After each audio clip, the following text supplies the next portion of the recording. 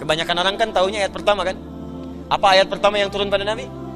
Iqra bismi rabbikal ladzi khalaq. Surah Al-Alaq ayat yang pertama. Surah 96 ayat 1. Apa surah terakhir yang turun pada Nabi? Surah Al-Baqarah ayat 281. Wattaqu yawman turja'una fihi ila Allah. Ya, bertakwalah kepada Allah, kamu akan wafat. Cepat cari bekal sebelum pulang. Itu ayat turun pada Nabi. Nabi itu orang paling takwa semuka bumi. Jaminan surga. Sebelum wafat turun surah surga sempurna. Inna a'tainakal kautsar. Nabi kita mulia, disanjung oleh Allah. Wa innaka la'ala khuluqin 'azim. Disebutkan pada nabi-nabi sebelumnya, semua mulia, tapi tetap sebelum wafat diminta oleh Allah, sampaikan pada umatmu, juga pada dirimu, takwalah pada Allah, tingkatkan takwa, kamu akan wafat. Nabi yang paling takwa masih disuruh takwa. Ya ayuhan nabiyyu ittaqillah. Hei Nabi, tingkatkan takwamu kepada Allah. Jadi kita harusnya malu Pak, Ibu, kepada Nabi. Nabi yang paling takwa disuruh takwa, maka kita yang bukan Nabi seharusnya lebih pantas untuk mengerjakan itu semua. Kata Allah, kamu akan wafat. Wattaqu yawman turja'una fihi ila Allah.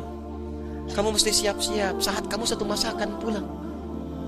Tidak harus dengan datangnya corona, dengan apapun mungkin kita wafat. Bahkan mungkin tanpa sakit kita pulang. Sebagian mesti sadar mungkin corona itu hadir di sekitaran kita untuk mengingatkan pula. Coba lihat, diberikan wabah seperti itu, banyak orang kehilangan pegangan, mulai ketakutan, mulai mencari Tuhan. Selama ini kemana aja? Dan kadang-kadang keterlaluan, masker diborong-borong. Dalam situasi sulit masih berbuat maksiat, keterlaluan orang, dosanya banyak itu. Orang kesulitan harga dinaikin. Masker 25.000 jadi 300.000. Orang kebanjiran pisang di 100.000 satu. Ini susah ini, kemana domirnya, nuraninya kemana gitu. Makanya saya sepakat, tangkap aja orang-orang begitu tuh, penimbun masker, penimbun macam-macam, dosanya banyak. Dan gak sadar gitu. Tapi sisi yang lain, banyak orang ketakutan. Kelihatan ada yang takut mati, gak siap-siap, dia kemana aja selama ini.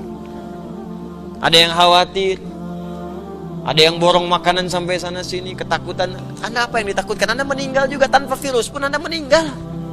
Tuh, calon wafat tuh. Tuh. Itu nggak bisa pilih. Jangan tunggu virus untuk kita tobat kepada Allah. Setiap hari tobat setiap hari. Nabi aja kan istighfar tiap hari, pagi malam sebelum tidur istighfar dulu. Tapi enak kok Pak, saya coba tuh, saya biasakan tuh salawat pada Nabi. Ya Allah, saya pengen ketemu Rasulullah sallallahu alaihi wasallam, Muhammad sallallahu alaihi Muhammad.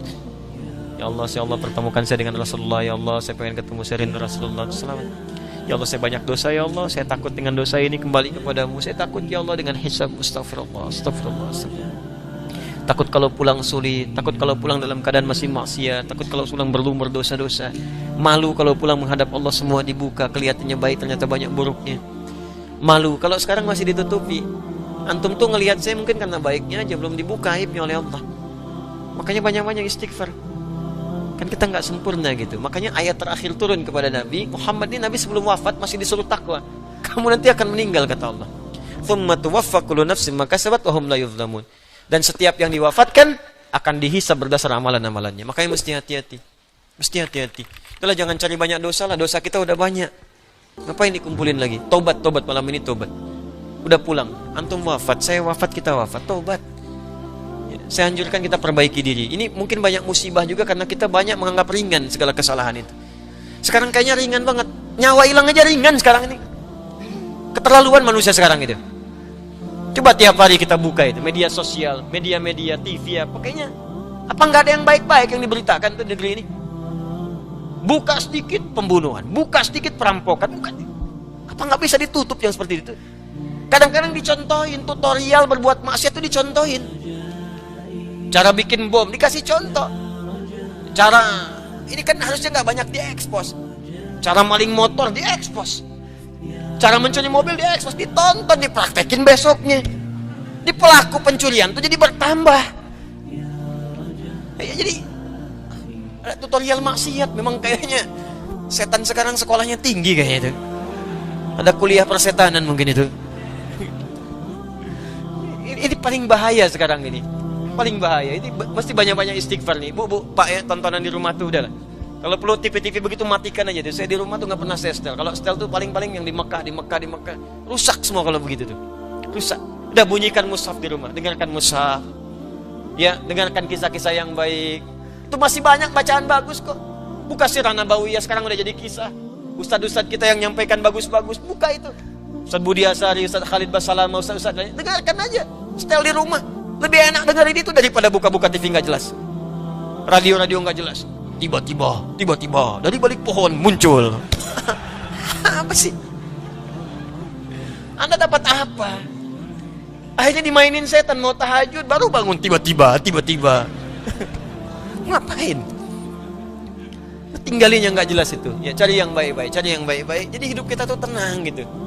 Ya sekarang ini ada saatnya lah kita mesti tegas pada bagian-bagian tertentu dalam kehidupan gitu.